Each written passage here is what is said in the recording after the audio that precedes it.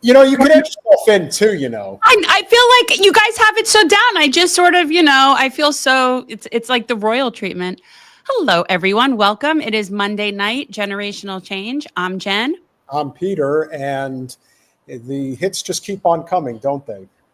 Oh, I don't even know what you're referring to. This is just like, there's just so many things. There's so many things. So many problems, so many things to talk about. And that's why they always say that we're in an information age where there's just too much going on. You know, we're just so overwhelmed at all times. But where would you like to start on this? I don't even know, because when I looked at what you had listed as the title, I'm like, yeah, two of those were things that I felt like were really kind of key. But it doesn't matter. Whatever order you want to go in, it's all good. Yeah, it's look, it's unfortunate, but right now, if you had any doubt about how bad things are going to get in this country, you know, look no further than Tulsi Gabbard and how compromising people are willing to be just to get the job. It's really upsetting, because that, honestly, her stance on issues like civil liberties, and privacy were really her redeeming qualities. And so apparently now those are no longer with us. No, but then again, they were never really there to begin with. That's true. Clearly it was a Shonda. Yeah. Why did Shonda show up in the chat already? No, but that's what it was. I mean, it's what it was like. It was like it was all a show. Yeah, I think probably more than anything else, you know, right now they're talking about an 11 o'clock hour ceasefire deal that I think is actually quite possible, just because I think that the Democrats are really going to try to stick it to Trump as best they can by trying to get the deal done before he gets in there so that he can't. But it only is going to help him, I think. Probably. This is very reminiscent to me of the Iranian hostages, when basically Jimmy Carter worked the whole thing out and then it happened right as soon as Reagan got in. I mean, at the end of the day, it doesn't really matter, because Israel will not abide by any sort of agreement anyway. That's my take. Like, if they can get, my understanding is it would be an exchange of prisoners, 1,500 Palestinian prisoners. For but that doesn't even come close to how many of them there actually are. No, but I don't trust this. But I thought you wanted to start with Tulsi. What are you doing? You're all over the place. I figured we would talk about that with Martha, since she is a libertarian. Okay. You know, but I do think that there are a number of topics that we could cover. The one that I kind of wanted to pull out, that I think is important, and you've brought this up before, is about, you know, how many times people are given an opportunity to really say what's on their mind that are in the Jewish community, but they never do.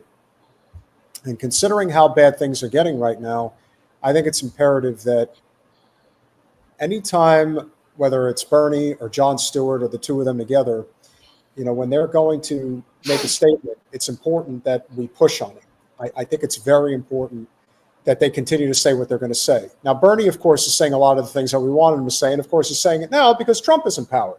But I kind of feel that we're heading to a point now where things are just kind of changing, and this whole left-right, conservative liberal dynamic is dying. We're entering a new phase of politics where the lines are being blurred all the time. You know, I think, of all people, I think Candace Owens is kind of emblematic of that, because she is going against the grain in many respects, calling out Israel in the capacity that she's been calling them out in. But it's the people that are from within the community that really need to say it. because that will inspire others to do the same. And so this was Bernie sitting down with Jon Stewart, I believe, a couple of days ago. This gets to the heart of everything that we're dealing with right now with Israel as we come up on 1 week before Trump takes the oath. Very critical, I don't know what your view is, of what Netanyahu has been doing in Gaza, okay? Brother, preaching to the Okay. I would say choir, but you and I both probably had to go to a synagogue, so I don't know what I'm preaching to the cantor. Okay, good. Yeah. I introduced legislation that would stop arms sales to Netanyahu. We got 19 votes, which observers thought was very significant. Right. Significant majority of people who consider themselves Democrats agree with us. I got 19 votes. Okay?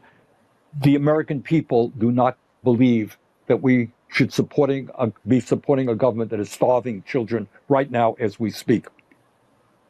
But if you stand up, you're going to find that AIPAC and other billionaire-funded super PACs are going to go to war against you, putting huge amounts of money in a primary in your general election. So it's not a question of not understanding. There are many members of the Senate who will come to you privately and say, by God, what Netanyahu is doing is outrageous. I just can't vote because money is going to come and destroy my political career. So you got to get at the root of everything, not at everything, but a key part of this whole discussion, John, is money in politics. People cannot vote their conscience. They can't vote their intelligence when they know if they vote against the corporate world or the big money world, they're going to get defeated at the polls. That I have to say, that's an incredibly dispiriting statement because it speaks to, it's not ignorance, it's willful and it's cynical. No. That's not will. But look, John, you're a politician. You're a United States Senator. You're thinking about, the issue. All right. You know the prescription drugs are too high. You want to vote with your constituents, but you know that if you take a bold step to take on the greed of the pharmaceutical industry, they're going to pour huge amounts of money and defeat you. All right? That's what you got to be thinking about. Now, so, you can blame the politician there, but he said, yeah, well, I'm going to get beaten by somebody who do worse, right? The system is broken and corrupt, the political system. Right. And that's what we have to address. So he's saying what should have been said from the very beginning. There should be no confusion here. The system is completely broken, and that is exactly how they're able to come in with ungodly amounts of money and just say, oh, you're now going to answer to us. That's why when Latimer took the oath as the congressman in New York, is it 16th, I think, that he defeated Jamal Bowman in? Oh, I don't remember. He poses with his AIPAC handler. They embrace, they want you to know that this is not on the level anymore. Nothing.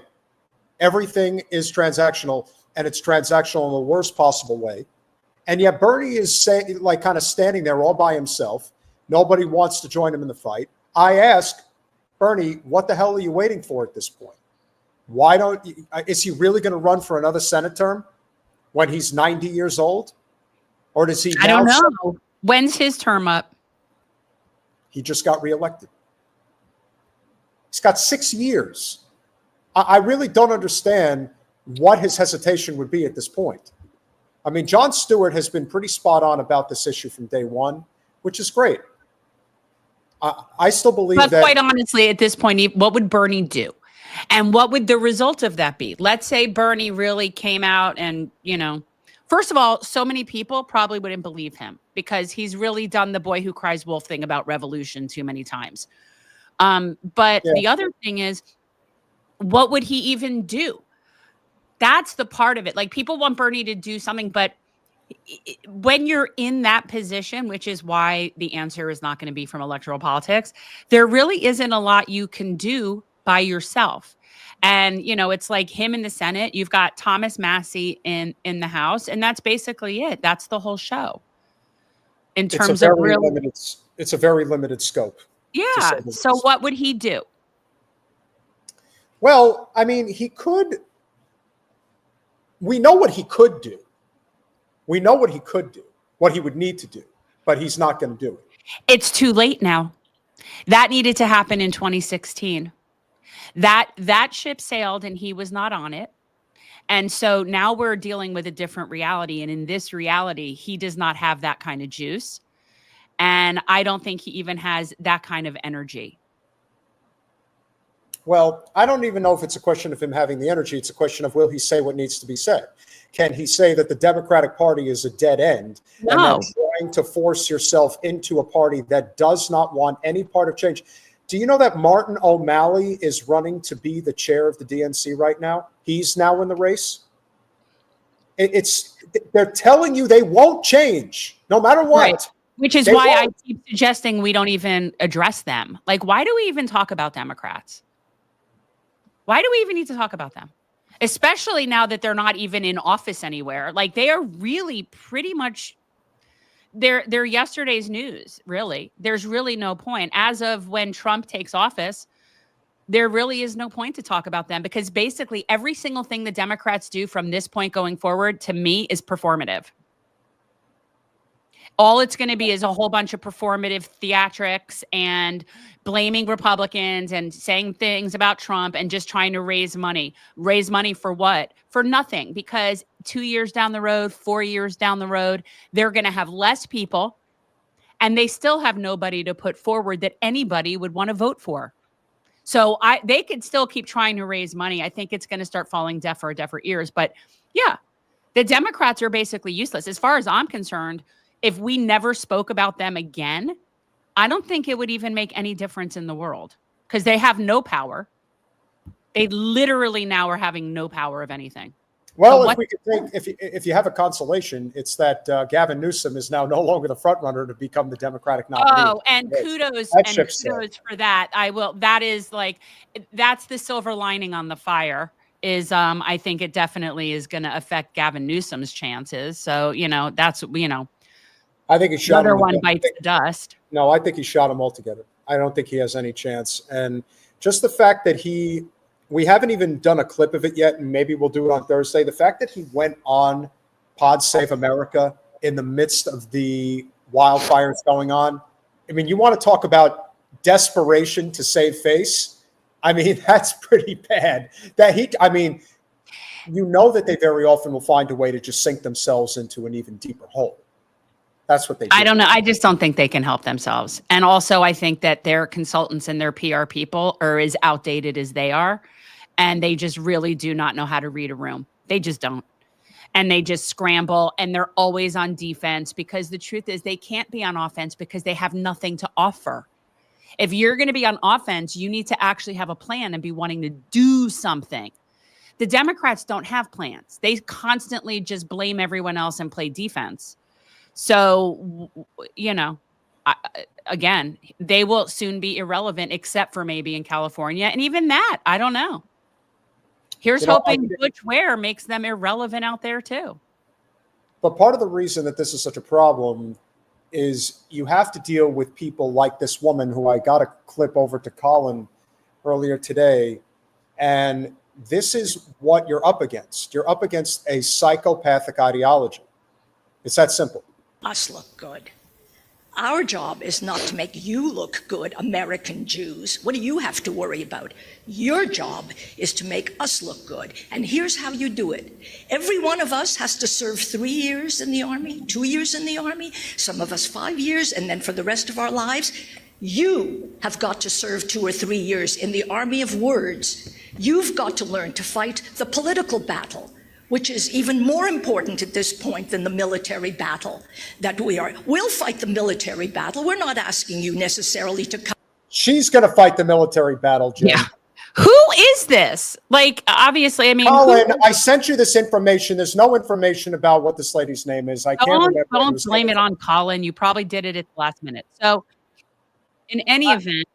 I did, and our esteemed guest is waiting, and I don't want to keep her for too long. But this is pretty typical Israeli type behavior and entitlement. This is exactly they truly believe that they are the most entitled people, but that it's our job to just support. Yeah, you're not fighting hard enough to fulfill their religious destiny, I guess. Well, we'll finish it out. And be lone soldiers, although some of you can. You've got to learn how to fight back on the campuses, how to make the arguments. Now they keep shifting. You know, the ground keeps shifting under us. They keep changing the language. Intersectionality wasn't even a word 10 years ago. Now suddenly it's intersectionality. You've got to stay on top of it. And you know how we train for the army? We don't train for defensive warfare. If the war against Israel ever had to be fought on Israeli soil, do I have to tell you? It's an impossibility. So, Well, at least you got that right. That's true. That's it's true. the same thing. Don't let the war of words ever be fought about Israel's nature. Let it be fought about why you can't accept Israel, why you have to single out this tiny people. Try to find Israel on the map. It's hardly there. You know, we used to play this game, Where's Waldo? Where is Waldo on the map? Are you going to really tell me that this is the country you want to blame? Push them, teach them how to defend by attacking. Teach them really what one says as in fencing. You've got to do that. You've got to make demands on them. They've got to serve for 3 years in the army of words. That is such typical, like, Israeli propaganda. That's exactly the kind of stuff when we were over there, like with my program, when they take birthright people over there, that is the kind of nonstop messaging that they're giving Jewish youth in this country. That. Yes, and it's And we sick. know, and the talking points to which she's referring always redirect them back to Israel's such a small place. Why do they want to attack it? Like, always redirect. It's like she is essentially giving you a class in Darvo right there. And it's a dying ideology, much like that lady who was probably around in 1948 when it was conceived as a state. And notice how she's white and not from there.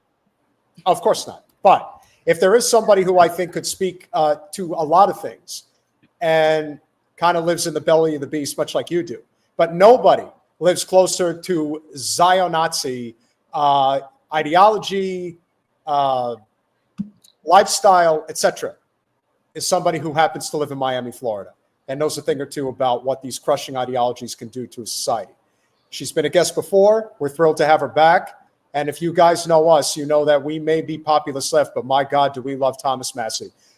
Martha Bueno, welcome back to Generational Change. Hey guys, thank you so much for having me. It's awesome to be back with you. Hi, it's so good to see you. Welcome back. I think you just caught the end of our last little chat there about what's going on. So we address the Israel situation fairly regularly here. Jen, what's the bagel shop that you really like in Aventura again? What was that again?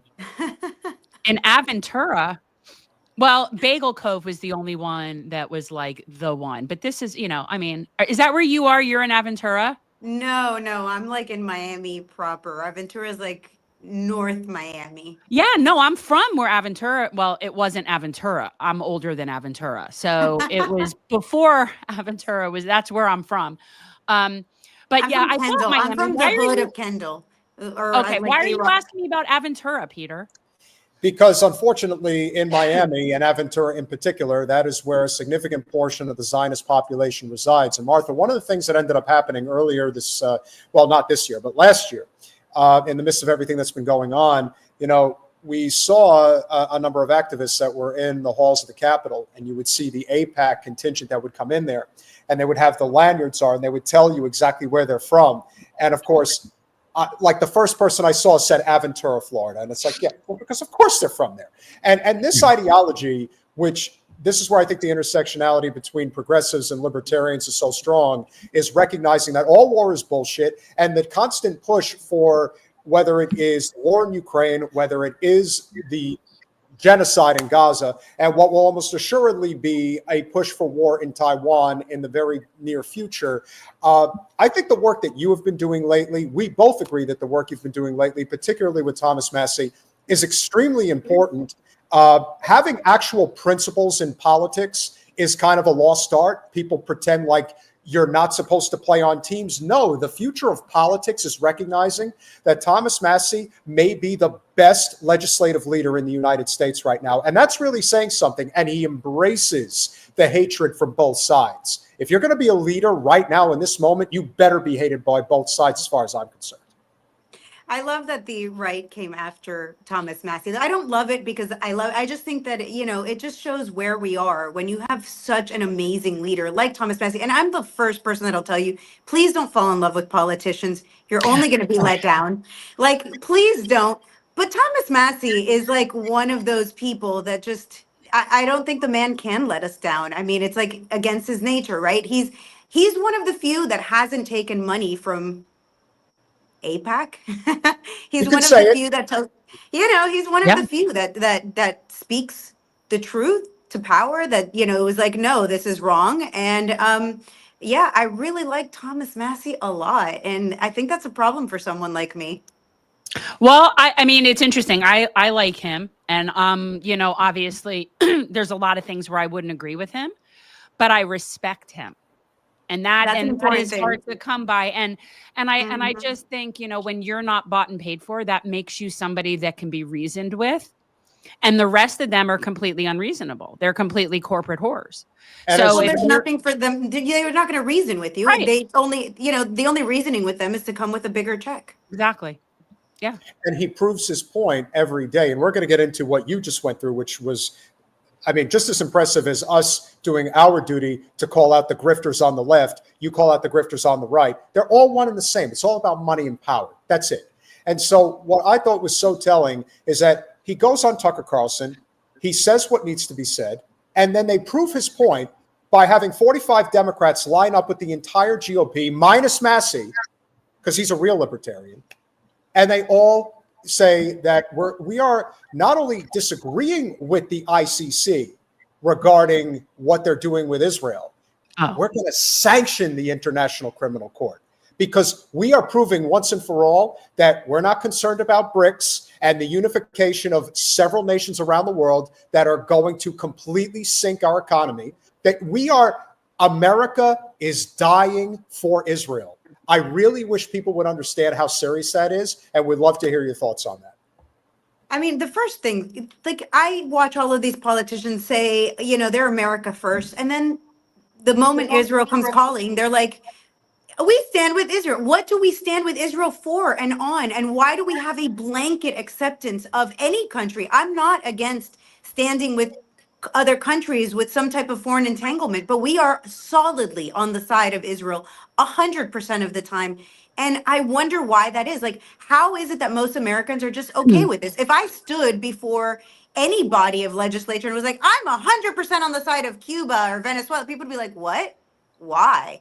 But here you can say, I'm 100% on the side of Israel and they're our ally, and no matter what, we got to fund them, and no matter what, we got to, help them out. And people are like, yeah, that's just how it goes. I don't understand. I mean, I do understand. Right. But it's wild that other Americans are just like, well, we have to do this. We must stand with Israel. And, I don't stand with any government. I stand with the people. So if we're going to say I stand with the government of Israel, no, I stand with the people, surely. I also stand with the people of Ukraine and Russia. I mean, the people are not the ones at war with each other. Exactly. Yeah. So it's kind of scary to even say this out loud, because you will be canceled for saying things like this. And that, I think, is just wild. Right. Okay. No, I was just going to say, we're in the bizarro world. Up is down, down is up, nothing. It's just so absurd at this point that I occasionally do look around for like hidden cameras. Like, I'm like, this can't be real. Like, I know what I'm seeing, and they keep trying to gaslight us about everything, whether it's our own economy, they keep trying to gaslight us and tell us we're not seeing what we're seeing. And here's where the influencers come in, Exactly. because they need influencers. I mean, it's how we work, right? You saw somebody that you respect say, this is how it is. And you're like, well, that's how it is because I respect so-and-so. But what they don't tell you is how these people get paid.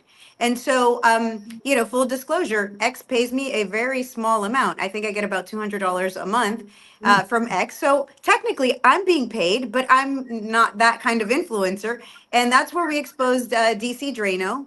DC Drano I had a history with him because at the very end of last year, DC Drano was part of a group that got paid to to support Amendment 3 in Florida. For your listeners that aren't familiar with Amendment 3, Amendment 3 was a constitutional amendment, so to the Florida Constitution, that would allow a monopoly or an oligopoly of the cannabis companies in Florida. And before that, they tried to make hemp illegal so that they and only they would be able to sell hemp, cannabis, and any derivative thereof.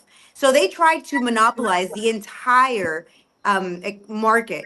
And that includes over 10,000 Floridians who are in business here in Florida for cannabis and hemp. So they tried to push this through, and they paid somebody like DC Drano $164,000 to promote Amendment 3. And so, of course, if you were looking to these influencers like, hey, should I vote for Amendment 3 or not? DC Drano was paid a lot of money to do it. And he said that he never posted on X, because on X you can't say that it's a paid advertisement. And I proved that wrong, because he literally posted on something that I said, and he was like, Martha, you're involved in the hemp industry. You're the one that's a sellout. So he was using the money that he was being paid to promote things to attack people on X, myself in particular. So when Thomas Massie posted something about DC Drano, well, I had the receipts and I was happy to prove it. We had the records from the Florida Department of Elections that showed that he had received $164,000 from Smart and Safe Florida to promote Amendment 3, which was a horrible amendment, and he is in fact being paid a lot of money. So I have a question. That's awesome. That's awesome. I'm not on social media, so I don't know who these characters are a lot of the times, but I appreciate this is great. I like this. Well, it's never He's good. got 2 million followers. He's kind of big on X. Yeah, clearly. Yeah. Yeah, and these guys all kind of collude together. They boost their posts. They make sure that they're, Charlie Kirk is kind of at the head of the table, but there's a lot of these guys that just kind of, they latch on, if you will. Basically, somebody like DC Drano kind of took Steven Crowder's spot, I guess you'd say, and so they have these. They just figure out ways to make money. We've got this. Look at what's going on in California right now. And I am of the mind that while climate change does play a role in the expediting of the wildfires were caused because of complete government negligence in Southern California. It is not controversial and shouldn't be controversial in any way. And the idea that Governor Newsom goes on with maybe the biggest grifters on the left, Pod Save America. I mean, it's the same thing. Wait, can I just ask you? So all this in front of me. So I see that you definitely got a shout out by Thomas Massie. That's cool. Yeah. That's cool. But like when I see these, like, I don't know the order of things of what's happening, and I don't understand. So he's claiming he does all this for free, and then clearly he does not. Is that what it is? Yeah. So he basically told Thomas Massie, nobody pays me to call you out. So what I think happened here is Thomas Massie is speaking, the truth to AIPAC and to all of these things. And so the influencers, probably in a coordinated attack, went against Thomas Massie. I mean, that to me just was like mind blowing. Like, what are we doing here? So I was, of course, paying attention to it. And then he's like, nobody pays me to call this one that you have in front of you. What's funny is nobody pays me to call out your hypocrisy and anti-Trump obstructionism. I do it all for free. So, there's another tweet there where I reposted. I'm like, really, for free? And I pull up the receipts. Clearly, he was talking about calling out Thomas Massie, but he's also making it seem like he doesn't get paid to tweet, which is complete and utter BS. Right. He's clearly one of their paid mouthpieces, clearly. 100%. He has a company. I forgot the name of the company. Something draining. I don't know.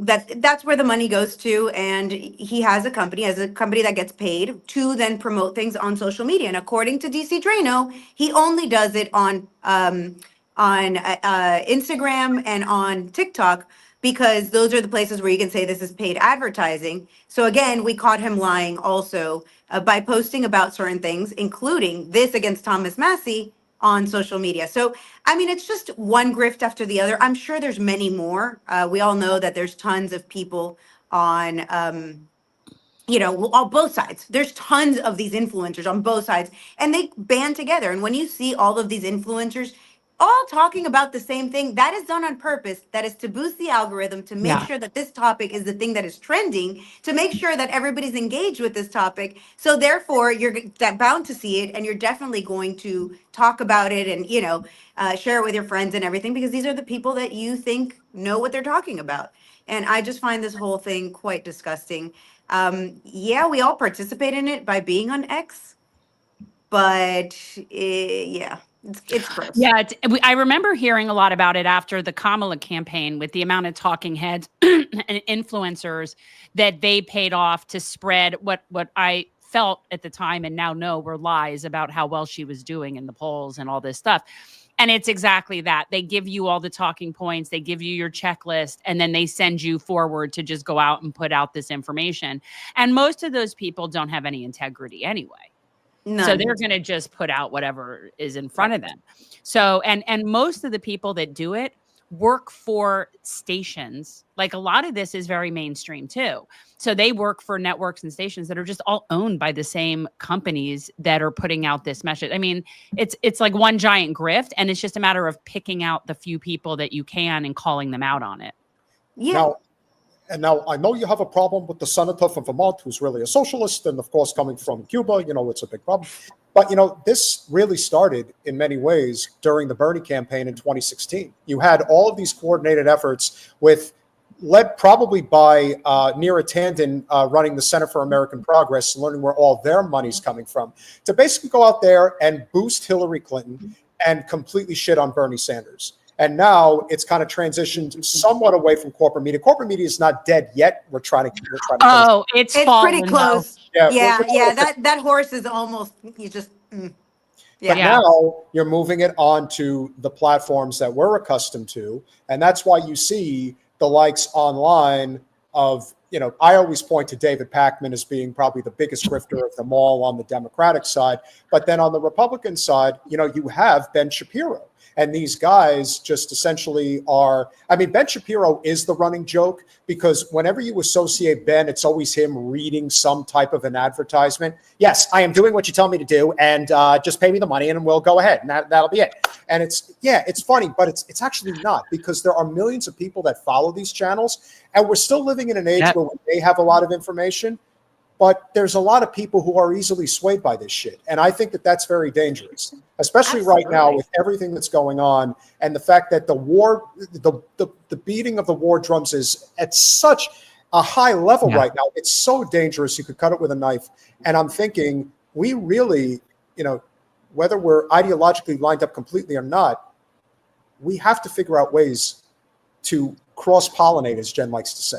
And figure out. I totally agree. One of the people that I saw immediately thereafter was Jack Posobiec, whom I thought was totally legit and on our team, whatever that is. And I saw him calling out and saying that we all have to support DC Drano because he's been Team Trump since the very beginning. And this Thomas What does that stuff, matter? Honest to God, what does that even matter? Oh, he's been Team Trump from the beginning, so that makes Thank you. You want to, when those liberal shitbags in the Beltway call you a cult, comments like that validate their bougie upper class audience. 100%. They're a bunch of cult members. Yeah. I ranted. So I was literally in my car, stuck in traffic, and I see this post and I was like, wait a minute. So I actually ranted for 2-3 minutes, and it's gotten a whole lot of views. Last I checked was over 50-something thousand views. So clearly we're not alone in that feeling, because that was my point. It's listen, we all have the ability to fail. Trump isn't infallible. We have to call people out when they're right. We have to call people out when they're wrong. And so, yes, I know there's a lot of people that are everything Trump does is absolutely perfect. And it's no, wait a minute. No, because he's not king. And none of us signed up to have a king, even if you voted for him, even if you believe in Trump. If you believed in before that in Biden, you still have to call out what's right. You have to call out what's wrong. I saw a lot of people calling out, especially people on the left, calling out Biden's blanket pardon to his son. And that, I think, was an amazing thing to watch. It's you know what, President Biden, that's fucked up. You went ahead and you pardoned your son for things he hasn't even been charged of. Therefore, he can't be charged for it. And what is he hiding? Why is that happening? And then the people on the right are like, yeah, that's great. But now everything Trump does is perfect, and we're just going to blanket accept it because, whatever. And DC Drano, he's been supporting Trump for 10 plus years, so we have to just blanket support him. No, that's not how this works. And I think a lot of people are sick and tired of, this. I It's don't know what to call this. Tribalism. Yeah, for sure. It's you pick your team and you don't care whether they're right. You don't bother to scrutinize. You don't question. You just follow orders. And that's how we got here. Yeah. And that mentality is extremely scary. I actually wish there were no parties. I think that we shouldn't have any parties. I think we should just have issues and people. And, and this is the thing is that. But then how could they divide us? How exactly? That's what I was going to say. Could they divide us? Because if we actually have to talk to each other about issues, I think we'd be in agreement more often than not. Almost always. And this is what's interesting. I've met people and it's interesting, labels are very relative. What do you consider the left? What do you consider a liberal? What's conservative, right? All these labels, which is why I hate them. I have met people that refer to themselves as conservative and yet will agree on 75% of the issues. And yet you would never know that. And then you get in these social media echo chambers and they just sit there and fight with their team. And it's this ego crap instead of really looking at issues individually. So I've had self-proclaimed conservatives agree with me on a lot of stuff.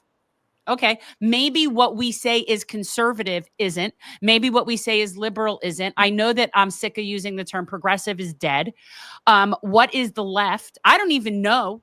People consider Democrats a left where they're right of center to me. So I just feel like it's all relative. And that's the problem with the labels.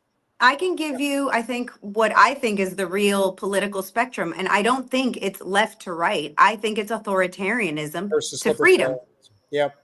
Well, not even libertarianism, because listen, there's plenty of libertarians that'll tell you, but we need government to do X, Y, and Z. Yeah. Libertarians, a lot of people associate libertarians with anarchists, and they aren't. A lot of libertarians just want a smaller government, but want government. So, and the truth is, in freedom, you can choose to be as left or as right as you want because you have the freedom to do that. If you are in freedom, want to go live on a commune, that's your choice to go do it. That's me. That's what I said. I don't want to impose that on other people, but I think that people who want to live that way should be able. That's all I'm saying.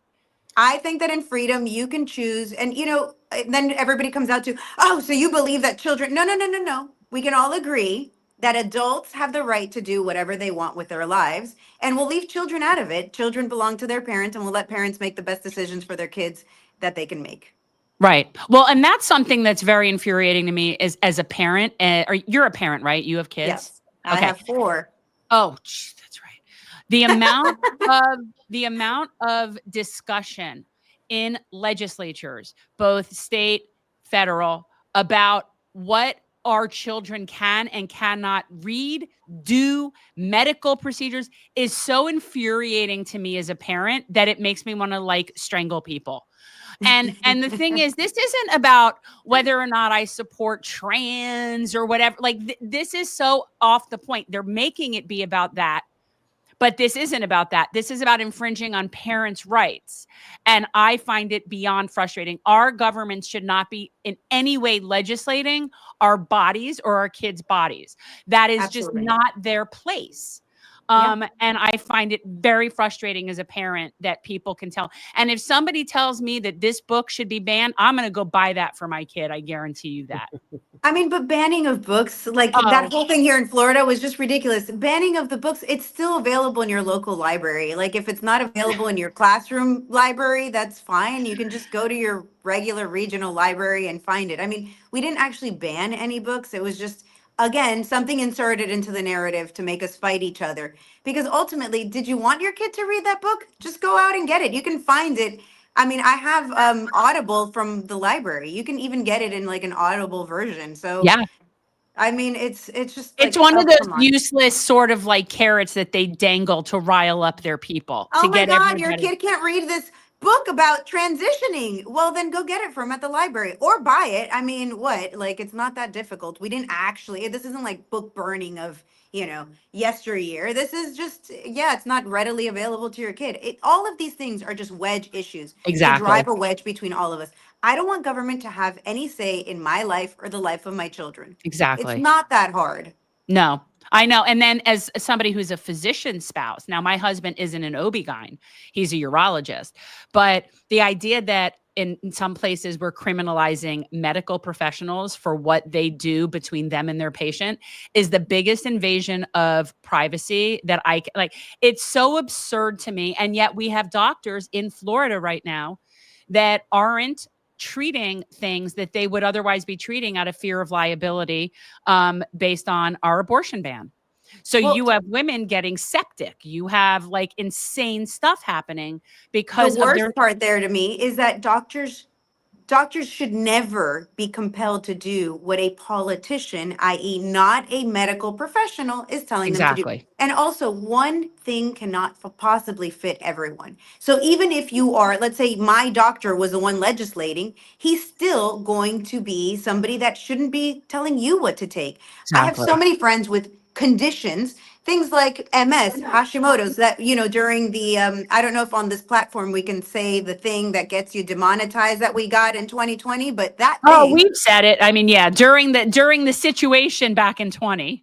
Yeah, I just want to be careful because, I do know a lot of people getting demonetized over this. So during that time, I had friends with these issues. I'm sorry? We got shadow banned for covering Assange at such length. So. Yeah. Right. So, we got to be careful. This, we really don't have free speech, even though they say we have free speech. So during that time, I have friends with these very difficult conditions, and the doctor's like, you have to get this thing because the government said so. Mind you, the people that did get it potentially had even worse outcomes, especially with their conditions. So I'm glad that my friends that had these conditions are libertarian minded, and we're like, no, I remember what the government did to, Tuskegee participants, for example. Like, no, we're not going to participate in this, and didn't, and are fine or better today for not doing it. So, I have a hard time with politicians just telling us what we can do with our bodies. It's not their call. Well, I still think that the biggest controversy of all, and this is what makes Massie so unique and how few, if any, Democrats even espouse the same principles, is that our government has been captured by corporate special interests. The more we pretend that this is not the circumstance, and it's at the state level in Florida, it's at the local level with a lot of these, corrupt politicians. And then, of course, you take it all the way to the top. Look at the principal sacrifices that Tulsi Gabbard, who was supposed to be a woman of honor, who I still respect because she did serve our country, but here's somebody who, one of the founding principles of anti-authoritarianism is protecting your civil liberties. And this idea that you are going to cave now on surveillance because you want that job, because we all know Tulsi's going to run for president one day. Again, keep forgetting she ran in 20. This is where the cost of ambition and not trusting your ability to lead a movement gets you into significant trouble. I think what Tulsi is doing is absolutely disgusting. There's a lot of things I've disagreed with, but this in particular is really, really bad. And somebody like yourself, who is a huge supporter of civil liberties, I have no doubt has probably upset you quite a bit too. Yeah, I've met Tulsi on multiple occasions, and was such a fan. It's just, she has such a presence about her. She does. She does. Just, absolutely. So, I was just enamored with her, which I just said, coming on the show, that we shouldn't be enamored with anyone, right? So for me, the point I want to make is, like, I was so in love, that, oh my gosh, Tulsi can pretty much do no wrong. And then she goes on and says that this FISA warrant, it's, well, I guess I can compromise on this. And that just made me fall so out of love. I hope that she said it to get the job, and that is the case. But the fact that she said it and went back on her principles, like, what's the point of having a job if your principles are so wishy-washy? What's the point of putting you in this position if you're just going to cave to make something easier for you?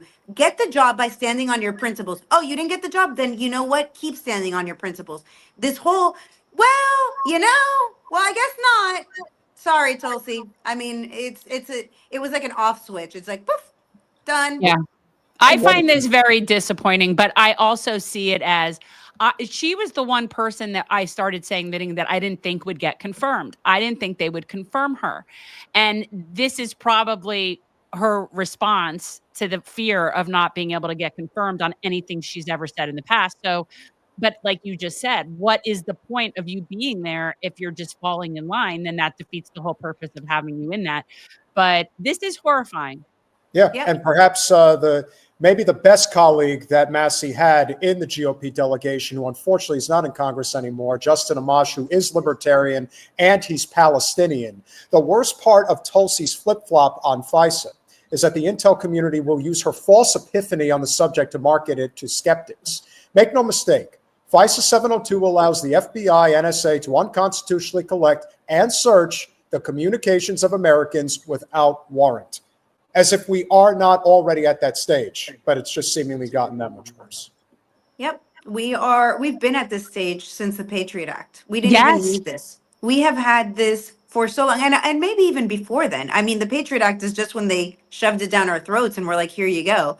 So, I mean, gosh, what a terrible position to be in. And people are still like, oh, this new administration is going to be so great. They're going to change the world. And it's like, as opposed to the previous ones that have done, like, they all say that they're going to protect us, and then they don't.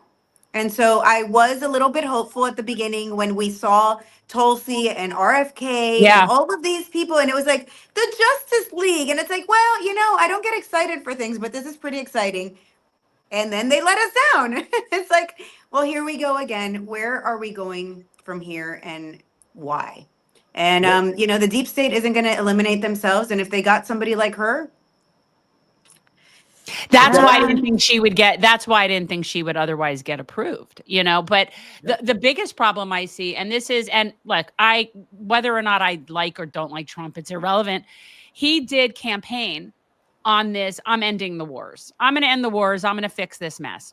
But yet every single person that he's appointed is a neocon warhawk Zionist. So I don't see how you can then, except for Kash Patel, there are a few. There are a few. All right, because but I don't know that Kash Patel will get confirmed either, because he's kind of on the right team, and that's difficult. So time will tell is all I think at this point. Time will tell. And I hope that this buys us enough time and enough information to share with people and be like, this is why we can't fall in love. And this is why we must actually find out what they're talking about and what they're supporting, and then to make the decisions there. Because at the end of the day, again, they're just politicians. They get paid to do this. They're like influencers on steroids.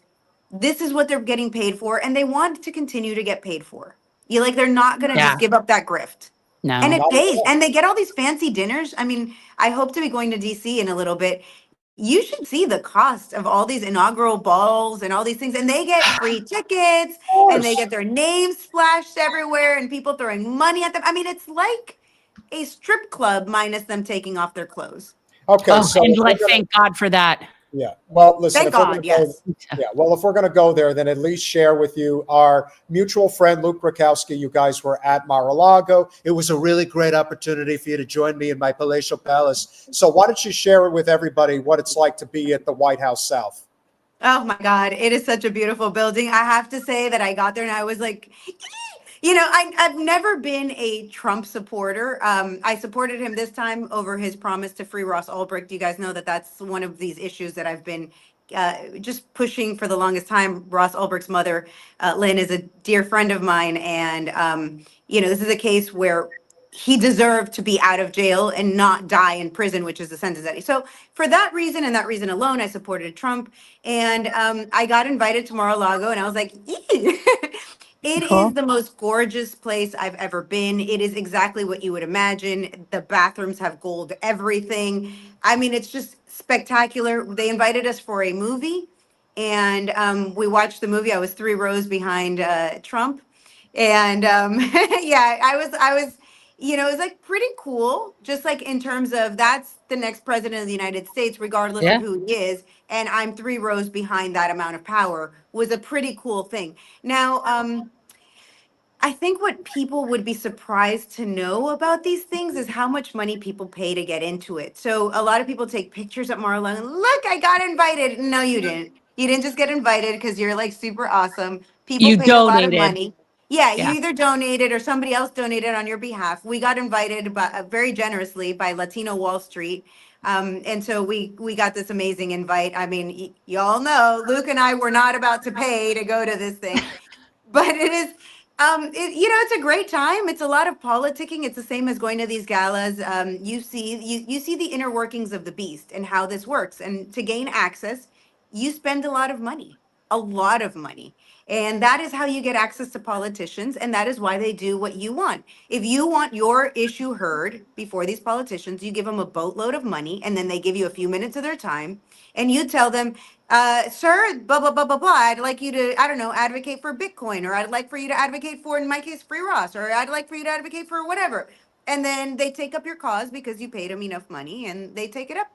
So I think that, when you get to see behind the ropes and you get to see that the emperor wears no clothes, it's definitely an interesting perspective. I posted about being excited about being there, and you should see how much hate I got, especially from I'm sure. libertarians. They're like, you shouldn't be happy to be there in the belly of the beast. It's like, but I am. Like, here's this little Miami girl of immigrant parents, like, and I made it to the White House of the South. Like, I'm sorry, this is pretty cool. I can still hold Trump accountable and say most of the things he's talking about these days, like taking over the Panama Canal is just, yeah, no, can we not? Or Greenland.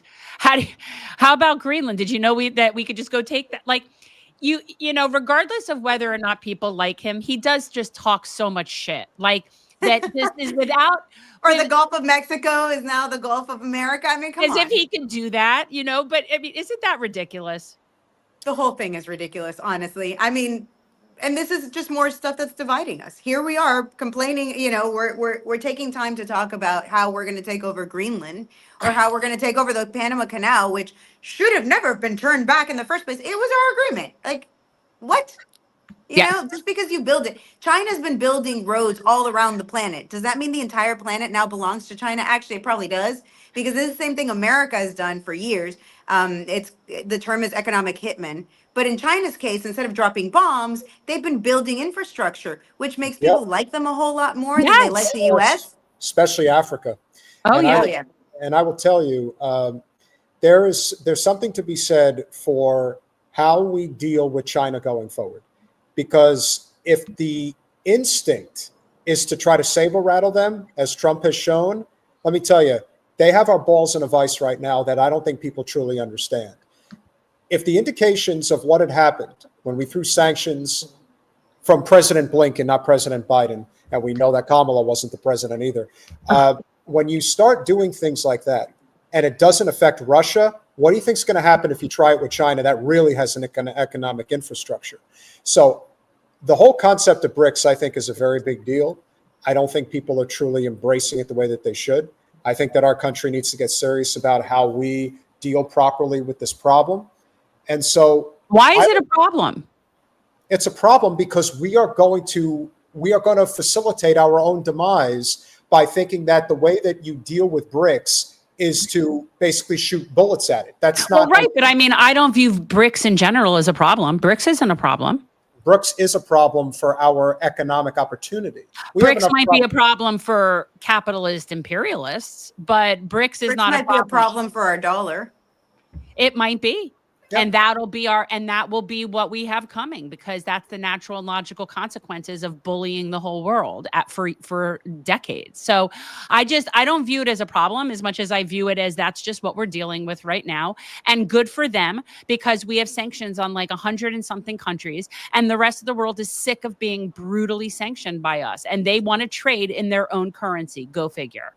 And so, it's hard to reject the concept of other people's self-determination and other people having control over their own countries. And how do we do that with a straight face and say there's something wrong with that? How is that a problem? Yeah. If we're threatened by that, that's our problem. But then we shouldn't have, it's sort of like, if you can't stand the heat, stay out of it. Well, I mean, I think we just, as a country, we've been telling other countries how to deal with, like, how to live their lives, and it's been a problem this whole time. I mean, oh my God, I don't want half of these politicians making decisions for me personally. I much less want them making decisions for the entire United States and the world. They are, what information do they have? What training do they have? Is there some sort of diplomatic school they've attended? No, they know nothing, and they're making these decisions for us. And it's just, it's one bad thing after another. I have nothing positive to say about what they've done. And here are these people making this decision. It's kind of why I've opted out of a lot of things, including the US dollar, by using other coins. I mean, I used to be a very big proponent of Bitcoin, kind of sort of am for just the growth in dollars, but Monero and, all these privacy coins, because I don't want the US government controlling everything I own and deciding where I can put my money and where I can't. I mean, it's just, we're in a very bad path. And if Americans don't wake up and realize that these politicians are only making decisions that benefit themselves, and do something about it, we're really screwed. We really are. Yeah. I definitely agree. I'm in commercial real estate. I believe in assets that you can touch, kind of like gold and silver. I know our good friend Steve Grumbine hates when I say that, but the fact of the matter is I do subscribe to modern monetary theory, but there is also something to be said about the value of an actual mineral that is in demand, that people actually want. And so, and you're always going to need a place to live. So definitely assets like a house, rental properties, whatever. I absolutely agree with you. I do agree with you with, silver, gold, whatever it is, tangible, that in case of an emergency you can use. But also, I used to, again, believe in Bitcoin back in the day when we thought it was private and that the government couldn't touch it. The government now literally takes Bitcoin from people. We have the case of Roger Ver. I don't know if you guys are familiar with him, but in 2014, so 10 years ago, he gave up his citizenship in the United States. They used to call him Bitcoin Jesus, because he was one of those people trying to evangelize others on Bitcoin. And he gave up his US citizenship. And now, just recently, the United States not only put him in jail in Spain, but they're seeking his extradition to the United States. And they want 109 years because, according to them, he didn't pay enough in taxes. So, I mean, this is ridiculous. He gave up his citizenship 10 years ago. He should not be paying taxes to the United States on money that he's making now. It's just, the United States has such a big reach. I don't think most people understand that when the United States says you're the target, they can just do this to you. They even raided his attorney's office, which is why this case should be bigger and should be discussed more than it is. They raided his attorney's office and violated his attorney-client privilege. They put a gun to his attorney's head and took documents that they damn well knew that they couldn't take, but they did. And so the United States government is out of control. They're, weaponizing the DOJ against, if they could weaponize it against somebody like Donald Trump, who was the president of this country, they're certainly weaponizing it against people like us. And it's scary. And you can't even renounce your US citizenship and get away from the United States, as they're proving in this case. I mean, Roger Ver hasn't set foot in the United States for over 10 years, and yet he is now sitting in Spain, not able to leave Spain, despite the fact that he doesn't live there. He went there for a conference for 4 days, and now he's been there for almost a whole year. Imagine going to a conference and never being able to leave. You can't see your family, you can't go, and you have to support yourself in this other country. Just because the United States says that now you're tax evading, and oh, by the way, he can't pay his tax bill. They just want him to go to jail for 109 years. I mean, I am so disgusted with what the United States has turned into. I am proud of this country. I love this country. I want this country to go back to the ideas of the Constitution, but we're so far removed from that. We are, and I agree. Yeah, it's gross. And I definitely think that Musk has a very outsized influence right now, and he is not American, and I do have great concerns about that. But the one thing I will say in his defense is that he basically catches all the heat, and we do not talk about Miriam Adelson in the capacity that she needs to be talked about, because she is the person, probably more than anyone else, who has dictated terms towards Trump's second administration that I think is extremely scary, especially in lieu of everything that's going on right now. But it all gets back to the same problem. If corporate special interests led by the billionaire oligarch class have completely captured our government, then you can't expect the government to ever function in a capacity that's going to work for the American people. If we don't deal with the heart of this issue, then it doesn't matter. I've actually dealt with people in politics who are like, but they're a good billionaire. They're on our side.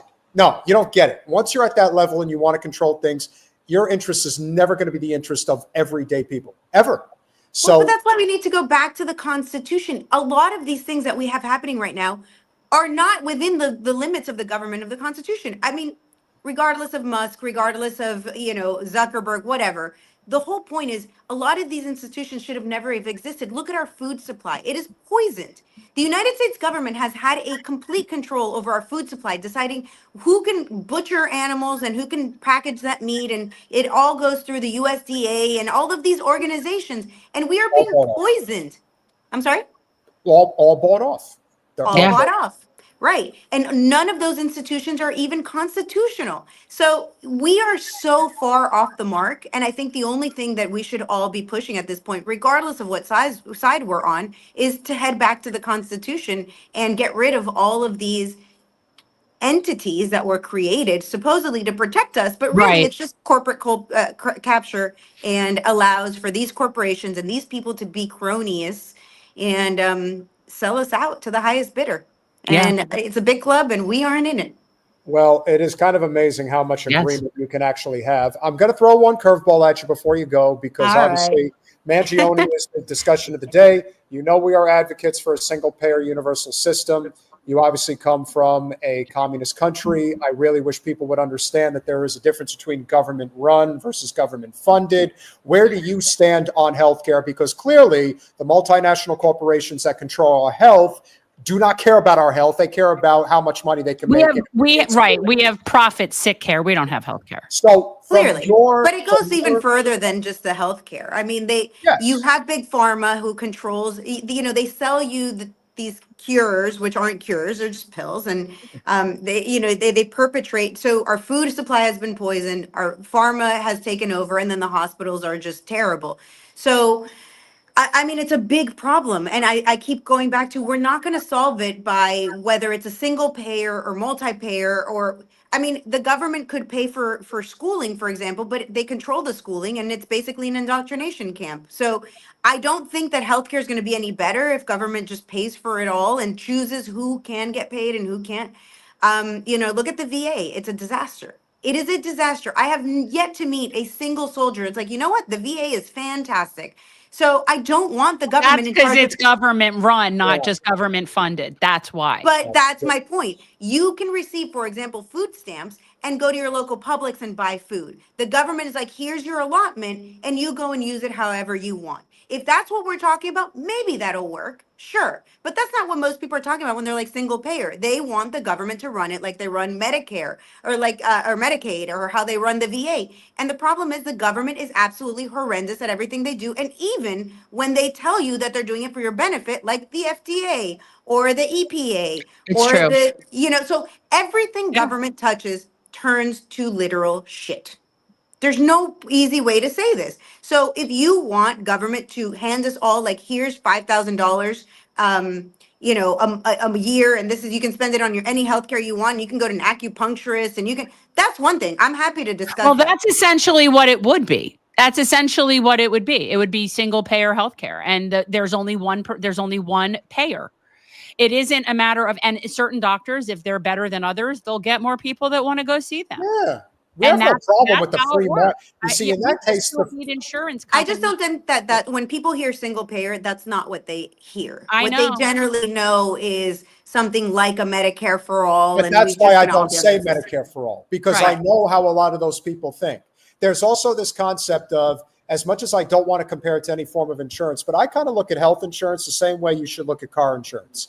If you are a great driver, if you are a safe person for society, ergo, if you are a healthy eater, if you are not contributing to a substantial problem within the system, but again, this all gets back to the whole issue with RFK, which is the poison that is put in our foods. What is the biggest tax that we pay in the United States? By a country mile, it's corporate subsidies. It's the number one tax that we have. So if you're telling me that we're going to eliminate corporate subsidies, I'd like to think most people would say, I'll trade you your corporate subsidies. I'll give you your single payer healthcare. So we have to figure out ways that we can actually blend these things together. Because like I said, I think there's a lot more agreement than there is disagreement. It's how we get Or new. we could get rid of that system of corporate subsidies, especially agricultural subsidies. We have been subsidizing corn and soy, which is Oh. absolutely horrible, which is why it ended up in all of our foods. So let's tackle each one of these at a time. Let's get rid of the corporate subsidies and let's set something up. You were bringing up car insurance, and I agree with you. But for example, when I run my tires to the, and they're bare, I don't go to my car insurance, and say, hey, I need 4 new tires. I go and I buy those tires myself. And I think a lot of Americans don't want to pay for any amount of their health care. And that's the problem. Healthcare should be for those big ticket items. I need a surgery, it's an emergency. But to go to your everyday doctor and be like, this should be covered by my insurance, that's where we also have a problem. We've gotten too big. You can't opt out of things. You can't opt out of maternity if you're a woman, for example, even if you can't have kids anymore. Like, we have gotten to a point where it is ridiculous the amount of coverage you're supposed to have. And I think that this is a conversation that it's not going to go away. People don't want to pay for any amount of their health care. They just don't. No, and here's the thing. I don't think that we should, other than what we pay in our taxes, and that's just part of our resources, and that's just part of who we are as a country, just like we have roads and libraries and all sorts of things. And healthcare to me is a right. And the fact that we have the capability and the resources, it's just absurd. How do you get healthcare as a right? You can't force a doctor to perform. No, you can't. Right. I didn't say one particular doctor has to do anything. No.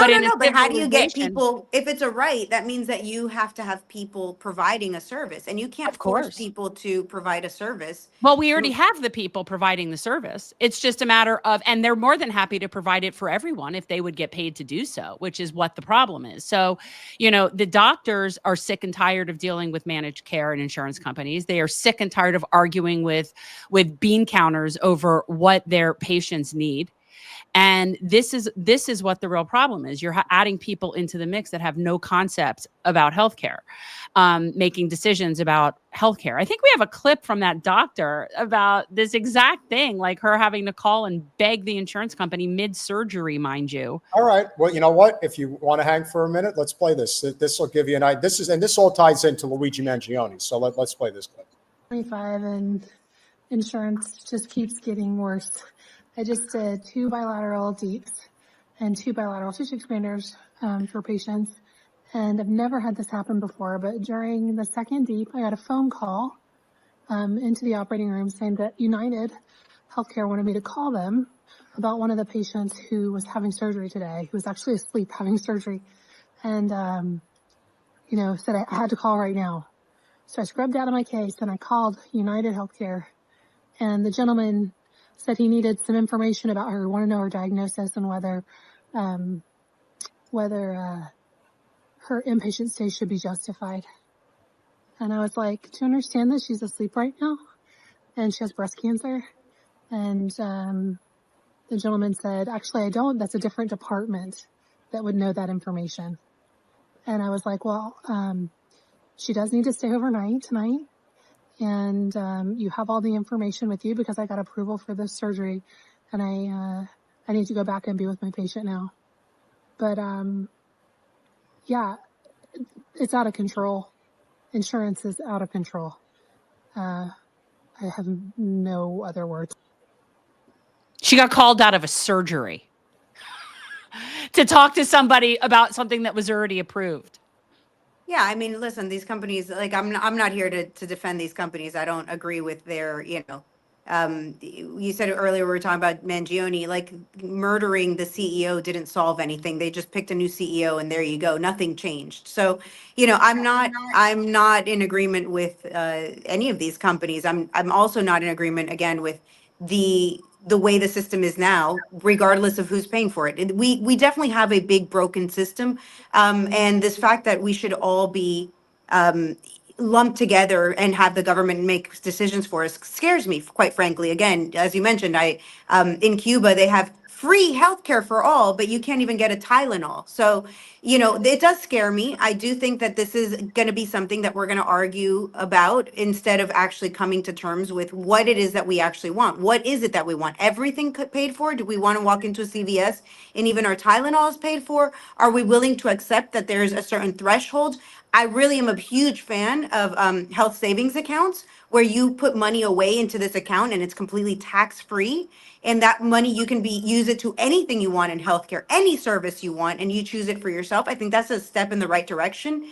So I think that there's a lot that we can talk about. And I don't think that we should really get into an argument over single payer systems or whatnot, because ultimately, you know, I don't think that any of these are the right answer. I think that there's a lot of things that are wrong with our healthcare system, the foods we consume, the fact that government is involved in all of this, and it just progressively gets worse and worse and worse. We're not solving the problem, and I don't think that the solution is who pays for it. I think the solution is our entire system is broken. We definitely agree on that. The Oh, yeah. entire system is broken. The solution is not clear cut. I do agree with that, because even if we were to transition to a single payer system right now, we are still the most unhealthy nation in the world. The obesity, The highest obesity rates. We've diabetes, got, right. You know, so many issues that, when you think and Martha, when you think about the biggest controversy surrounding the entire COVID fiasco that we had to deal with, the fact that there wasn't so much as even a hint at discussing the fact that the biggest COVID killer was diabetes, and that so much of diabetes is caused by the food we ingest, type 2 anyway. We have a sugar addiction in this country. As Floridians, we know the issue with Florida Crystals, among other major corporations, that want to put 5 grams of sugar in every slice of bread. That's a problem. So if we're not dealing with the entire scope, I agree, it isn't a solution. But going back to Florida Crystals, it's not just the 5 grams of sugar they wanted in it. It's their runoff that they wanted the Florida government to allow. They're also one of the reasons why we have fluoride in the water. I mean, we have so many issues, and government has allowed all of it. So again, I'm going to agree with you guys on most of the things you say, except for the fact that healthcare is a right. I think that healthcare is not a right. It is something that people have to pay for. And so I think that being healthy and making your own choices is absolutely a right. You should have the best access to the best things that you can, including the best foods, the most amount of nutritious foods. I think that is far more important. At the end of the day, the reason that we have this situation with diabetes, with cancers that are on the rise, with Alzheimer's, which is essentially a type 3 diabetes, which is also caused by sugar. We have all of these horrible conditions that we wouldn't need big pharma if we didn't have them. And it all goes back to government. So I agree with you guys. And again, I have to push back on some of this, but I agree with you guys. Ultimately, our system is so broken. I just don't think we're going to fix it, and arguing about things that our government is so far from solving this problem that, us arguing over that one little bit that we don't agree on is just kind of silly. Let's embrace the things we do agree on and absolutely fix those. Couldn't have thanked you more for coming on, as always, and obviously the service you provided with Congressman Massie. If you would ever be so sweet and kind to throw in a word with him, he follows us on social media, would very much like to have him on the podcast at some point. He's just he's emblematic of what public service is supposed to be, even if we don't agree on everything.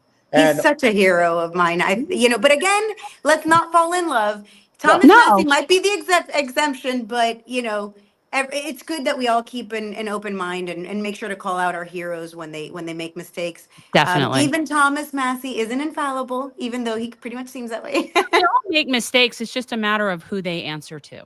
I would tell anybody, and I would leave on this note: if anybody cares about the environment, as we do, you want to know who has the smallest carbon footprint in all of Congress? It's Thomas Massie. Yeah. Yep. He built his own house. He's got solar everything. The man makes his own food. I mean, honestly, a real hero. I just want to know who's going to write the book, because this guy. He probably can write his own book. Are you kidding me? The man is like Superman. Here's something that we can agree on, and we'll leave on this note. The second he decides, because we know it's going to happen, the second he decides he's ready to make the move for the upper chamber, if I finally decide that I'm not going to say in the Senate anymore. So once Skeletor decides that either he's going to croak or he's going to finally step away, we will be there with you arm in arm, helping Thomas Massie get to the U.S. Senate, which hopefully will come sooner rather than later. Martha, thank you so Let's much. all move to Kentucky. Well, it is a nice state, I will say that. Thank you so much, Martha. It was good talking to you. Thank you guys for having me on. Appreciate it. Anytime. Have a great evening. Thank you, you too. Bye. A wonderful conversation as always. And listen, as we've said in the chat, you're not going to agree on everything. It's not going to happen. I think we have gotten so much closer on what some type of a universal system would look like. But I do agree that there is something to be said for how unhealthy our culture is. And that even if we were to go to a single payer system, if we're still stuck with the completely broken agricultural system that we have in this country, the food that people take in, it will overwhelm the system. We have to get healthier. The single payer is what we need, but we also need healthier food. I don't think that's controversial. No, I mean, it all comes, what people are upset about is that she didn't see healthcare as a right. And what people have to understand is just like any other group of people, when you're raised with your bias, and hers being from like a third generation Cuban in this country, there is definitely a bias about anything that could potentially be interpreted as socialist or communist. And to the point where it's so innate, like she was probably raised that way. I mean, it's not, they don't see it as a right, which is ironic because they have healthcare. Yeah. And I would also say that the whole tie-in with this conversation, which is so important, is that Luigi Mangione is the example of somebody who had to deal with the ramifications of this broken system. Here's a guy who did live or has lived a pretty healthy life, but he has suffered at the hands of this broken system, not because he did anything wrong, but because the system has forced his hand, as many others. And as cliche as it is to say, it only takes one shot. You take one shot, and that can change everything. And this was the other thing I didn't agree when she's like, you know, that he shot a CEO and nothing changes. I don't agree. I think everything's changed. Nothing changes. Nothing changes immediately in terms of United Healthcare is still up and running and they'll have a new president or whatever. That she's like, yes, but everything has changed because the perspective has shifted. That was if there ever was in the modern era, post Franz Ferdinand, a century later, that was the shot heard round the world, at least the shot heard round the United States. It was. And so, I mean, she's right in the literal sense that nothing changed in terms of, yes, they'll get another CEO and they'll just keep doing business as usual for as long as they can. But the amount of people... They're on borrowed time. They're on borrowed time. And the amount of people that get woken up every time things like this happen just adds more and more, you know, resistance to what they're doing. So I don't agree. I do think it changed something. But that's why these conversations are much more important than having the conversations that, let's just say, somebody who I know, who is, say, a family member, they like to be on blue sky.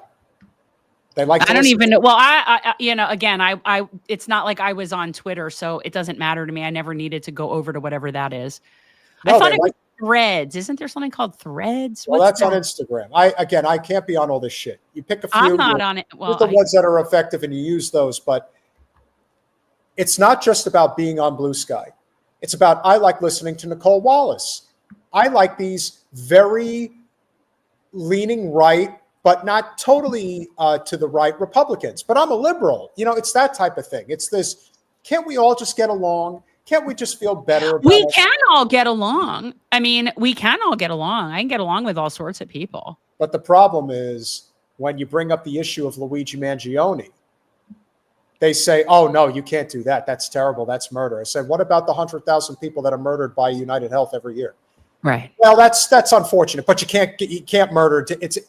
They don't have an answer. Well, they don't have the same perspective on what is violence. And to me, when you have the same perspective as I do on what is violence, then what Luigi Mangione did would be seen as self-defense and or defense of others.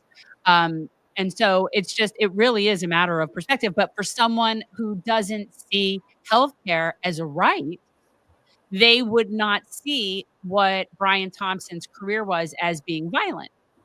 I believe healthcare is a right in this country. I don't know that I would say that anytime, any place, anywhere, but in this country, I do believe that we have the capability. And it's, if not for corporate greed, that we don't have it. I definitely agree, humorous. Why doesn't everyone just stop labeling themselves and call themselves Americans with a lot of problems that need to This be is what I'm saying. I struggle to come up with adjectives for myself, but if I were to really say like where I think I do fall on what people would consider the political spectrum, it would probably scare people. It'd scare Peter. Yeah. Well, nothing really scares me. I'm just kind of, I'm just kicking back and expecting, the worst to, kind of happen. So that way, when something good happens, I'm not entirely surprised. But with that said, if you want to see just how much the Israel lobby has captured Congress, this is the fallout from the vote the other day to sanction the ICC. So wait, let's talk about this for a second while the rest of the world is dealing with whether or not they, and by the way, Poland is now on my shit list. Shocking. Yeah. But about in terms of how they're going to handle this. How does a Polish person screw in a light bulb? It takes two people, one to hold the bulb and the other to turn the ladder. Turn the house. Okay. So it's terrible. So the apparently originally when this decision came down from the ICC and the arrest warrants were issued, Poland was one of the first countries to say, yes, we will abide by that. We will abide by the ICC warrant. And if Netanyahu were to come here, we would arrest him.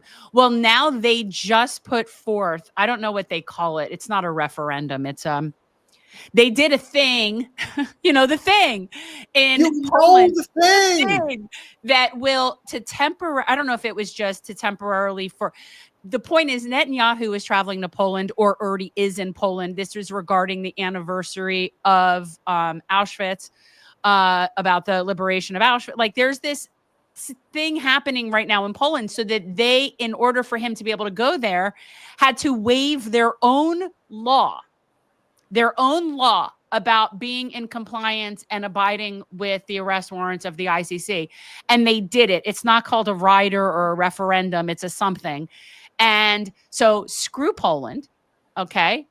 And the point is that the ICC issued arrest warrants for Netanyahu and Gallant. Yoav Gallant, I think is his name. I don't know. Douche 1, douche 2. And for war crimes. And what was the other one? It was war crimes. And there's another, I don't know if they call it crimes against humanity and war crimes or whatever. There were two things. And so instead of us being in compliance with international law, because we're so big on liberty and justice and freedom, but yet we have zero respect for international law. So instead of us being in compliance with international law, our Congress people, and specifically my congressperson, were very adamant, instead of being in compliance, to sanction the ICC. You naughty international law people. You want to come down on war crimes. And we, of course, know what was the vote on this, by the way. It was like 270 to 160, I think, something like that. And of course, how many Democrats were in that? 45. Okay. And of course, we know ours was. Mine was. Well, DWS led the charge in many respects. Of course. So she would rather condemn the International Criminal Court. That's insane. The level of hubris is just insane. Listen, I'm gonna call out one of my friends because she was at some event the other day. I'm gonna say, well, what if you just seriously grow a set of balls already and just say something to her? Why doesn't anybody ever question her? They're scared of her. She's so. And maybe the truth is they don't disagree because, like I said, no, I don't agree with that at all. I don't agree with that. People get what they deserve. The people that vote in this district support genocide. And that is something that they're okay with. So they would then, of course, also agree with sanctioning the ICC. How dare the ICC condemn war crimes, even though that's their purpose? Yeah. Evan Ross, just remember, buddy, you You talk a big game on social media. Let's see what you have to say. If So you're ever what were like you this going? again. So play what you were going to play about this. So our good friend Medea Benjamin, always leading the charge through Code Pink. This is what happened in the halls of Congress on Friday. Do you know how you're voting on the International Criminal Court? I just voted yes. To sanction it? Voted yes. Do you think the court is anti-Semitic? Just voted yes. Well, why did you vote yes? You must have a reason. Maybe he knows doesn't. Maybe no reason. The reason is his APAC young. I'm voting yes. Why? Why? Why do you want to sanction the court? Because they're screwing up. You're a bunch of lefties? What about when they went after Putin? Is that something you objected to? You're going to vote to sanction the court? Hell yeah. Well, I think that's a wrong position, sir. Have a good day. Have a good one. Do you think the ICC is anti-Semitic? Are you from Kansas? I'm from the United States and you are a public citizen. Public servant. He couldn't get it. And do you think it unfairly targets Israel? No. Do you think the ICC unfairly targets Israel? Do you think it unfairly targeted Putin when... Are you trying to protect him from... No, I don't need her protection. He doesn't need protection. Well, could we just finish this conversation? Just because I'm going to vote against you. Oh, well, I think you should actually base your votes on what's good for the country and the world. And the International Criminal Court is important for the whole world. Excuse me, Congressman. not today. How did you vote on the ICC? How did you vote on the ICC? I voted in favor of it. Do you think it unfairly targets Israel? Yes, ma'am, that is correct. Do you think it was unfair in targeting Putin? How did you vote for the ICC? Did you just vote on that? I did. How did you vote? I voted yes. Why do you want to sanction the ICC? I think you know, we've talked before. No, I don't know why. We've never talked about it before. Yeah, but this particular one, what's your reasoning for wanting to sanction? Because I think they're in the wrong. Also, I am late for a meeting. Do you think We're always late for a meeting. They're always late. Could I ask you about the International Criminal Court? Gets on the phone. Are you going to vote to sanction the court or not? I'm thinking about it as I walk, and you're interrupting me. Sir, are you going to vote on the International Criminal Court? Yes. Are you want to sanction it? I'm a yes, because I think we have to stand by our allies. Are you going to vote on the International Criminal Court today? I haven't decided yet. How did you vote in June? I can't remember. So two things I want Strong to say. principles. He can't even remember. How did you vote on this very important vote back in June? I don't remember. I don't remember. Just Because ask my here's the thing, handlers. Most of them don't read most of the stuff. No, that's true. That was one of the things. Most people don't realize that Congress people, most of these representatives, they don't even read the stuff that they're voting on. No. They don't. And there are a few that do, but most of them don't. And that should be problematic. And I remembered this back from, I told you, I read the Patriot Act. I read it. It was brutal, but I read it. And I remember back then that it was freaking me out that they were all signing it and none of them had read it. And that was upsetting. So that was a lesson then. But yeah, these people don't read their legislation. No, and when a guy says we have to protect our allies, well, listen, buddy, pretty soon Israel is the only ally you're going to have. Well, I don't think that they're not an ally. They are us. They are. They're us. It's not. They're no. That's the thing. When people, at this point, it is honestly just so blatant to me that they are just us. It is. They are not separate from us. They are us. I agree. And to sit here and because it is clearly different than any other country. They are. We'll finish it up. Yes, how are you going to vote on the International Criminal Court? We need the World Court to function. How are you going to vote on the International Criminal Court today? How did you vote on the ICC? Sarah? Did you vote on the ICC? Excuse me, did you vote to sanction the ICC? How are you going to vote on the ICC today? The International Criminal Court? asking people how they were going to vote on the International Criminal Court, whether they were going to vote to sanction it or not. Unfortunately, many Congress people didn't even want to talk to us. Some of them didn't know what they were voting on or how they were going to vote. And some of them were just, yeah, I'm going to vote to sanction the international body that is so important for trying to uphold the rule of law, unfortunately. All right, I got to talk about this. I don't expect them to read these 1,200-page bills. That's why they have staff. That's true. That is true. They do have staff, and they do have people to read it and break it down. I would suggest that they don't even read the summaries that are presented to them by their staff. I would suggest that they don't even read the synopsis, if you will. I would suggest that a lot of them don't even know what the topic is that they're voting on. So while no, I wouldn't expect everybody to read every page of every bill, I do expect them to understand the gist of it, to know what it is they're voting for, to understand which parties are for it and why, and which people are against it and why, and to have a very good understanding of what it is that will happen from enacting that legislation. No, I don't expect every detail to be read, but I would, because that's me. We bring this show full circle for tonight, talking about the people in the MAGA movement that use it as a vehicle to just grift and make money. But give Candace Owens credit, because she continues to espouse the same message. She has been relentless about what Israel is doing, how it's dragging the United States straight to hell. And I believe this was at an event that she was at over the weekend. This, again, crystallizes, I think, how a lot of us are feeling.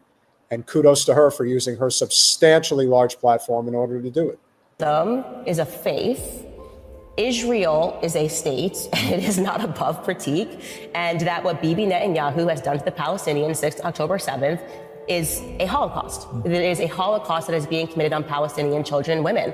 And I'm not going to quiet my perspective on that, to kowtow to whatever the prevailing narrative is at the New York Post. The larger discussion that's happening right now is whether or not having survived a Holocaust gives you the permission to commit a Holocaust. And for whatever reason, people have been, what I would say, milking the Holocaust narrative and essentially saying, we lived through this and we survived this. And so now nobody can say that anything we do is wrong. And that's the big issue today, is that we have so many people that will not recognize that it is totally feasible that a Jewish person, and I'm speaking here about Bibi Netanyahu, could do something as horrific as what was done to the Jews throughout World War II or throughout history. Yeah, she's not wrong. Yeah. I mean,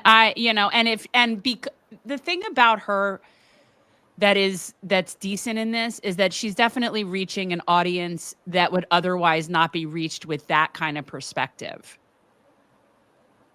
Yeah. And JRB, I think people need to really recognize that when you come on our channel, you're going to get opinions from people that you don't necessarily agree with. We're going to get opinions from people we don't agree with. That's true. Just like we didn't agree with Martha on a number of things, but there were things that we did agree with. And that is the magic of actually running a show that isn't based on just trying to grift and make money. Because if that's all our intentions were, we would just figure out ways to do that every single show. We would just talk about whatever subject was hot and whatever's going to get us clicks. I mean, we do to some extent, but it also has to be stuff that I think is important, that we think is relevant. It can't just be clicks. And kudos to Candace Owens. I probably disagree with her, and we've definitely called her out numerous times over the past few years. But I do appreciate that she's putting out this message on her platform. She clearly has faith in her ability to do her own thing. And regardless of whatever reprimand she's going to get potentially from sponsors, that she's just willing to trust that her following is so big that it doesn't this matter. I like. Thank you, George. Thank you for that, because I agree. I agree with that shit. Her position regarding Israel-Palestine listen, she lost her job at the Daily Wire. And again, it's fair to question all of it. It's fair to question all of it when we see the amount of content creators that have epiphanies and there's all sorts of grifts. But from what I have seen from her on this issue, it seems very genuine to me. And she seems very consistent. And again, even if it isn't, let's say hypothetically it isn't, I don't care. She's putting that message out on her platform and teaching people what I do believe is the correct message. So whether or not she truly believes it, it's a win for us. I think Tucker Carlson has issues that I agree with and issues I disagree with. Where I give Carlson a lot of credit is the fact that he is willing to have people on there. At least once. At least once. Like when you had, is it Malcolm Bueller or Brigham Bueller? I think was his name. Bueller. And he made it very clear that Mangione was, for all intents and purposes, understandably, maybe not justified, but can rationalize with why he did what he did, and that the system is broken. So there is no doubt. I can come up with a rationalization for that in my sleep. For sure. You know what I mean? Like, if you want to talk about rationalizing things, that doesn't even come. That doesn't even need to, as far as I'm concerned, that doesn't even need to be rationalized. Big shout out to our friend Willie Bragg. Guys, make sure you subscribe to the Willie Bragg Show. I still love and respect Bernie Sanders. However, there's only so much fight when you're a one-man labor party. It's true. That's what I'm saying. What would he be able to do anyway? That was exactly what I meant. Yeah. Bernie ran, and a lot of people decided not to run with him. And that's ultimately what happened. We saw what AOC has done. We've seen what a lot of other people have chosen to do. But if you are so inclined, remember, we're a small but mighty channel. For as little as $5 a month, you can become a supporter at patreon.com/generational change. And we have a new patron, and I haven't had a chance to put it in, so I'm going to read it now. I'm going to give it a special shout out. That's what I'm going to do. 5, 10, or 25. We have Truth Seeker 19 is a new $10 patron member. I'm digging. I will update that. Truth Seeker, one word, Truth Seeker 19 is $10 patron. Thank you for that. And there's Truth Seeker 19 scrolling right across the board. There you go. All right. Excellent. Yeah, that can certainly appreciate all of you guys being here. We have a lot of guests coming up, including some big ones.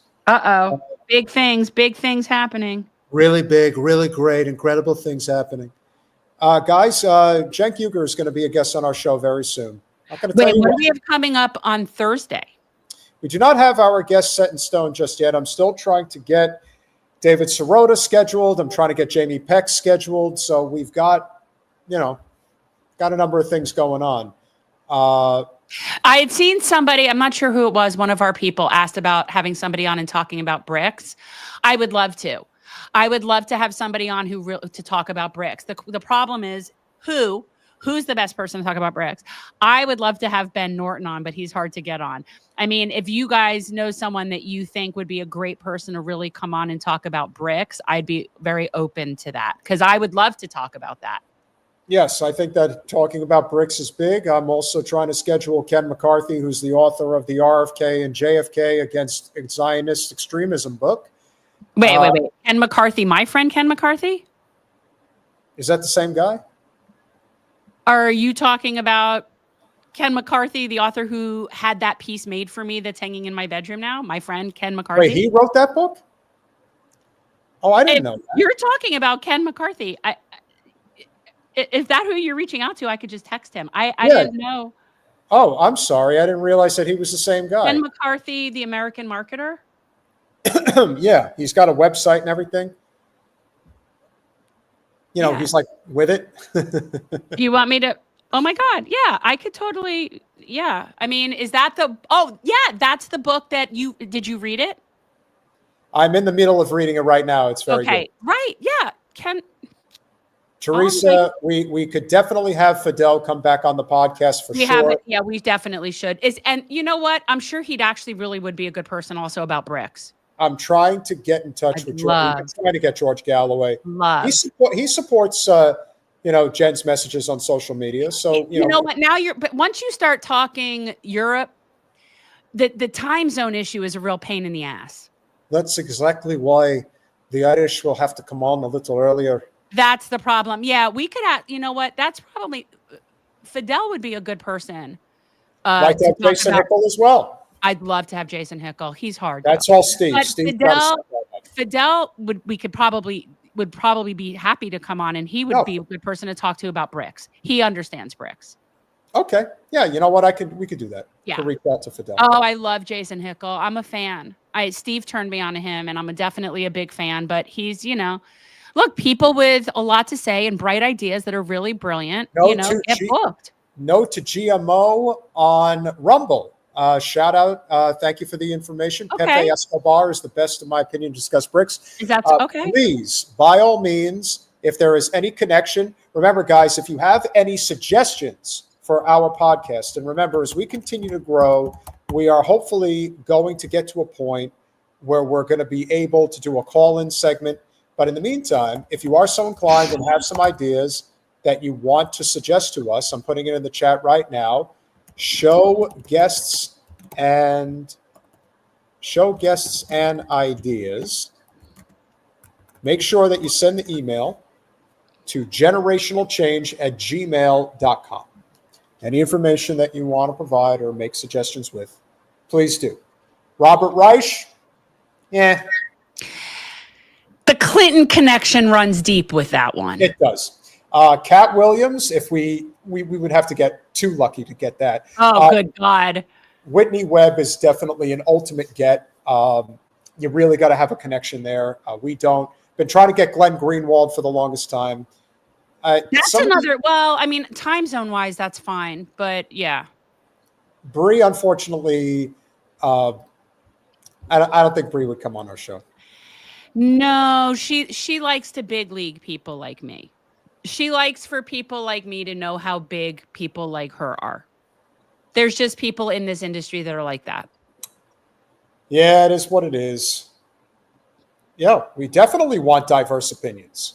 100%. We're not here to just go along with the narrative. I think we do a pretty good job of stating our case. And even if we can't convince everybody, the goal here is to continue those conversations. That's why when people say they want to be on Blue Sky, it's because they want to be in a safe echo chamber where they don't have to hear other opinions. Yeah. Lee Camp, sure. We've had Lee Camp on multiple. I don't know that he's who I would want to discuss BRICS, but we love Lee Camp. Yeah. I need an economics person. We need an economics person. Yeah, now Fidel is definitely somebody who I think could talk about BRICS for sure.